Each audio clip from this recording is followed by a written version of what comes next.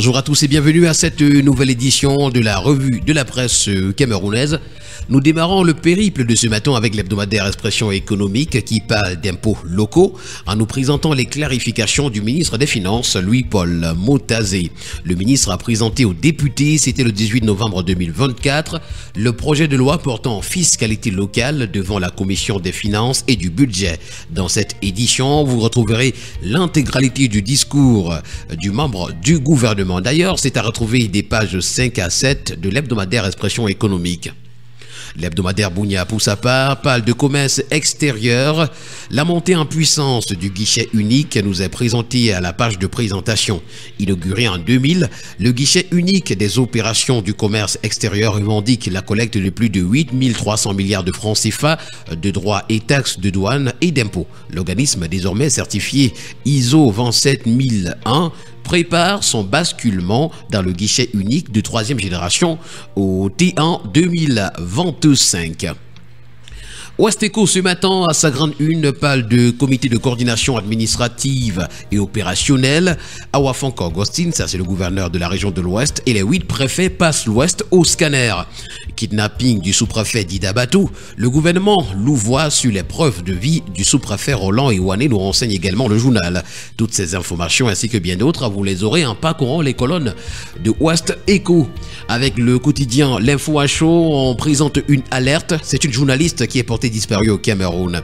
Sa maman, très éplorée et qui n'en peut plus de rester sans nouvelles de sa fille, supplie tous ceux qui auraient des nouvelles de Dora Iboa de la contacter. L'information ce matin est à retrouver en page 5.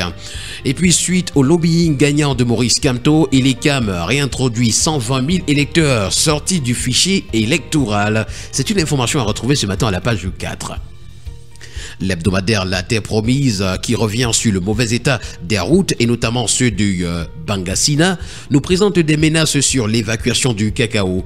Alors que la saison cacaoyère bat son plan, les routes complètement dégradées constituent un gros obstacle pour le transport de la récolte de cet important bassin de production, causant d'énormes pertes à la fois pour les producteurs et pour les acheteurs. Les examens de passage qui ont été publiés intéressent ce matin le tri-hebdomadaire Le Témoin s'agissant du domaine de la santé. Et ce sont les étudiants qui sont fiers de leur ministre de la Santé. Un autre ministre qui est affiché ce matin, c'est celui des Finances. D'ailleurs, il est à la grande une de la voix du consommateur. Le journal parle d'indisponibilité du projet de loi de finances et c'est le ministre des Finances qui est indexé par Cabral Libi.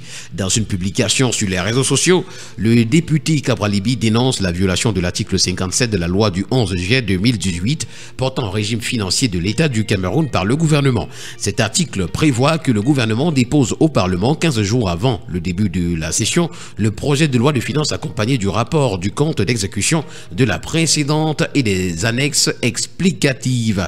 C'est à retrouver ce matin à la page 3. Nous continuons avec le quotidien qui pour sa part s'intéresse aux aéroports du Cameroun et nous renseigne que Célestin Tawamba a été repris après sa sortie de piste. Pour le quotidien Nouvel Horizon, un couple toxique qui est à retrouver, c'est l'absentéisme et la corruption. Pour lutter contre l'absentéisme dans la fonction publique, il est indispensable de s'attaquer à la corruption, nous renseigne le journal. En effet, les fonctionnaires qui tolèrent l'absentéisme sont souvent corrompus, permettant ainsi aux absents de rester impunis. La violence basée sur le genre fait la grande une ce matin du tri-hebdomadaire La Voix des Jeunes. La montée du phénomène d'ailleurs est à retrouver. Alors que le monde a célébré le 25 novembre 2024 la journée internationale pour l'élimination des violences à l'égard des femmes, le Cameroun fait face à une recrudescence inquiétante de ce fléau. Selon les statistiques du Minprof, 39% des femmes dans le pays subissent des violences liées à leur genre. Nous continuons avec le quotidien d'information républicaine, le drapeau qui parle d'électrification solaire.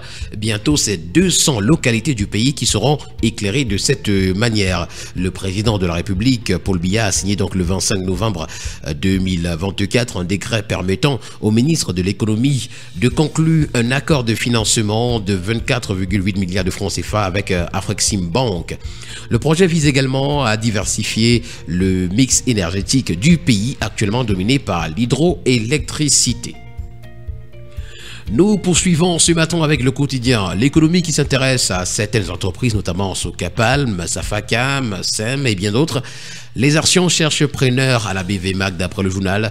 La séance de cotation du 21 novembre 2024 à la Bourse des valeurs mobilières de l'Afrique centrale, la BVMAC, n'a donné lieu à aucune transaction.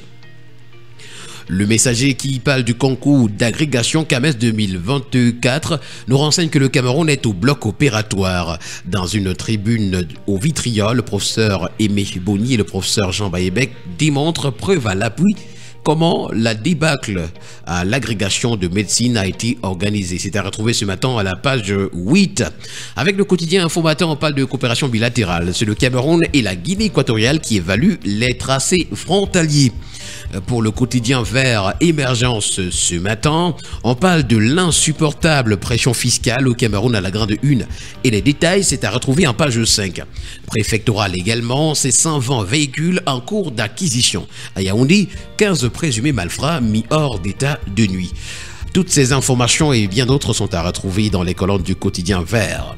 On revient avec les violences basées sur le genre avec le quotidien bleu d'Aman Mana le jour. C'est 67 cas de féminicide enregistrés au Cameroun en 12 mois seulement. Ces décès ont eu lieu entre novembre 2023 et novembre 2024. Ce chiffre a été révélé lors du lancement de la campagne de 16 jours d'activisme contre les violences. Et s'agissant du double éboulement à la falaise de Tchan, ce n'est pas fini, nous renseigne le journal. La mise en garde du gouverneur de la région de l'Ouest est à retrouver à la page 3.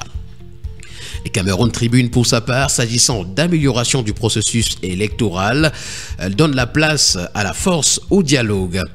La deuxième édition de la plateforme de concertation permanente entre Elections Cameroun et les autres acteurs a eu lieu hier à Yaoundé. L'objectif était de poser les balises de l'organisation d'élections crédibles et dans un environnement apaisé pour la période 2025-2026. Et d'ailleurs, on parle de ces élections 2025-2026 avec le quotidien Mutation, un volcan immanent. C'est le titre que nous présente le journal ce matin. Au cours du dialogue entre ILECAM et les acteurs politiques hier, le président de l'ADD a présenté les points critiques de la loi électorale à corriger au risque d'entraîner le Cameroun dans l'impasse.